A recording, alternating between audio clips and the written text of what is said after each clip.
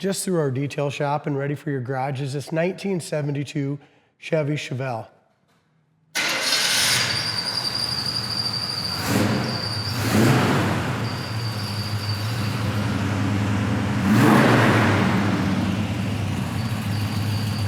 Under the hood of this black beauty is just a stock 350, factory air conditioning, power steering, brakes.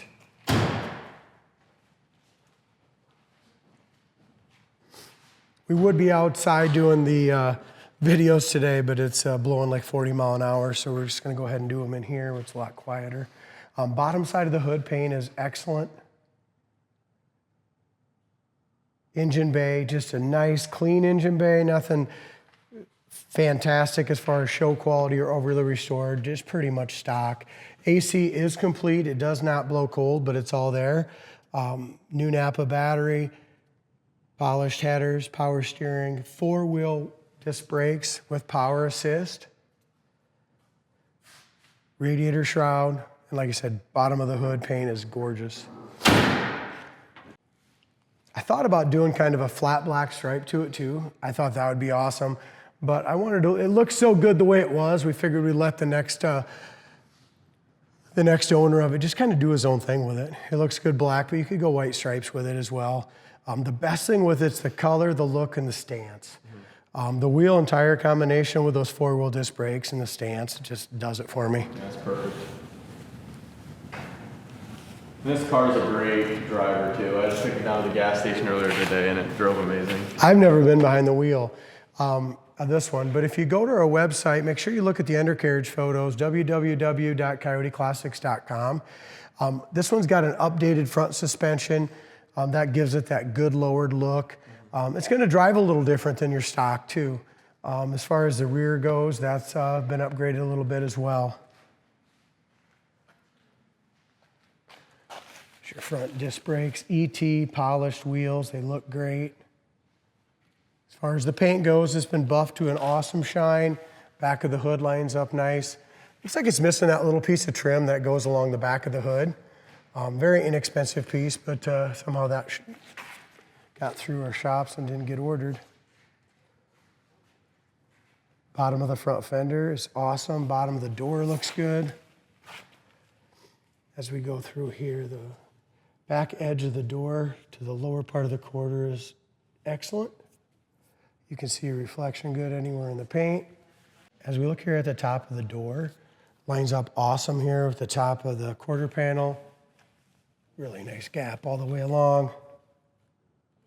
Like I said, this is really an awesome local car show quality car, cruise night car, something you can be proud of, but it's not over the top $70,000 build, you know? But with the stance and stuff, I mean, it turns heads everywhere you go.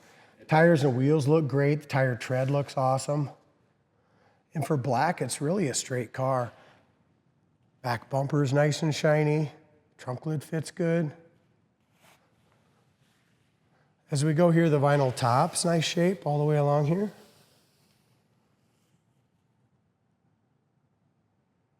On the back window here, couple little tiny little rises here, but not bad. You can't see them, you barely feel them. All the way across, all nice and solid. Tinted glass all the way around. So I think on one of our pictures, we might have the windows up, so it's tinted on the sides and everything. It's really cool. As we look up and down the sides of the driver's side, again, super straight car. For black, it looks nice. A little buffing compound, looks like right, yeah, it wipes right off. Really nice, clean paint. We buffed it all out. Again, disc brakes on the back. A couple tiny little paint imperfections right there under that vinyl top. So far, that's all I've seen. Really solid along here.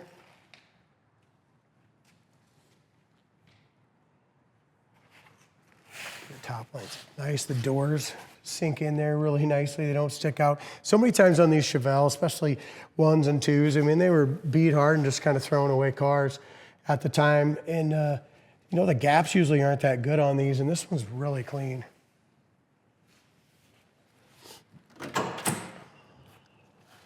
Go inside here, top corner of the door looks real nice and original. Rubbers have been replaced, door panels are good. But they've had a couple screws put in the very bottom. But looks like nice door panels. Roof rail rubber has been replaced as well. It's got an aftermarket wood grain wheel. Aftermarket gauges, tacking gauges. Got the factory buckets, console, correct shifter.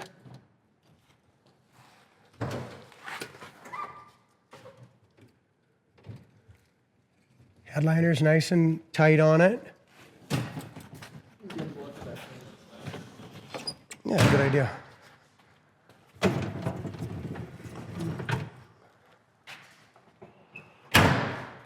There you go.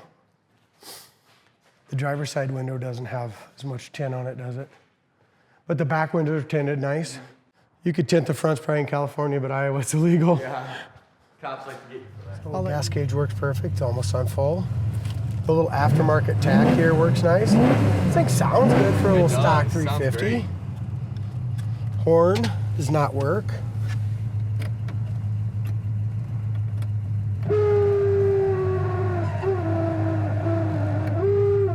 Heater fan makes a little growl to it.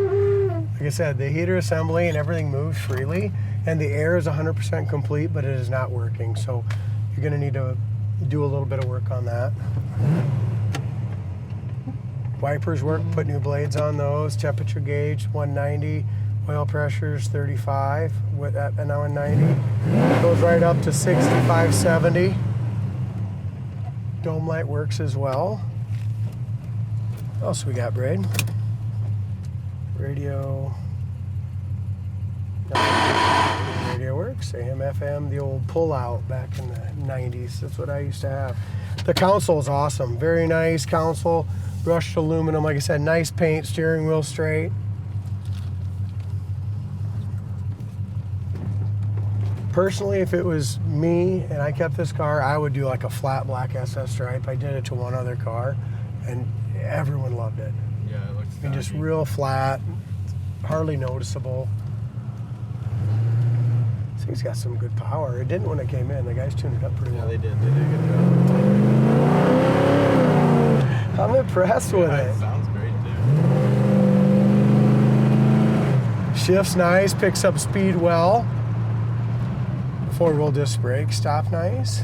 There's a nice pedal there. Looks like speedometer works as well. Idle's nice at a stop sign.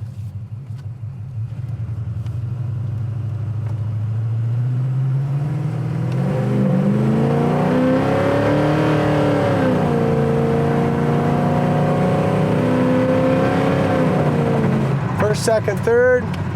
Your transmission. Frickin' handles the road awesome. Oh my God, that's what I was trying to say, yeah. The handle's great. Speedometer works, shows you're doing 65. About 65 mile an hour, doing about 2,600 RPMs.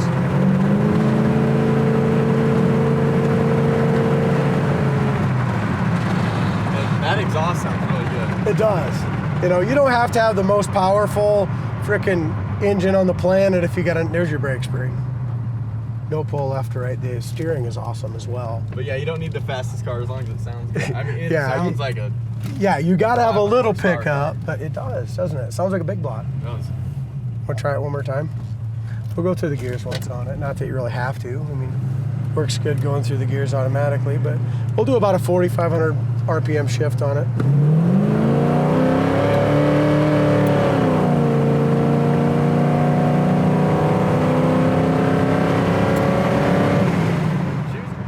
Feels like the heater's working though.